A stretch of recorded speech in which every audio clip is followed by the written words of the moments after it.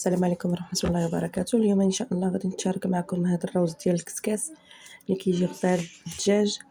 المهم العطرية هنا عندي القزبر والمعدنوس، عندي البزار، عندي التحميرة والزعفران والثومة وسكينجبير والملحة. نتوما كديروا على قد اللي عندكم. هنا درت واحد المعلقة ديال طماطم مركزة، زدت عليها الزيت ديال العود، ما قويتش بزاف، صافي كنخفوها بالماء وكنمارينيو داك الدجاج ديالنا مزيان. انا عندي هنايا نص دجاجه عمرتها مزيان بديك العطريه وداك الشيء. صافي عمرتها على هذا الشكل هذا مزيان. كتدخلي العطريه من الداخل ومن برا، ومن الاحسن الدجاج تخليه بالجلده ديالو باش كيقبض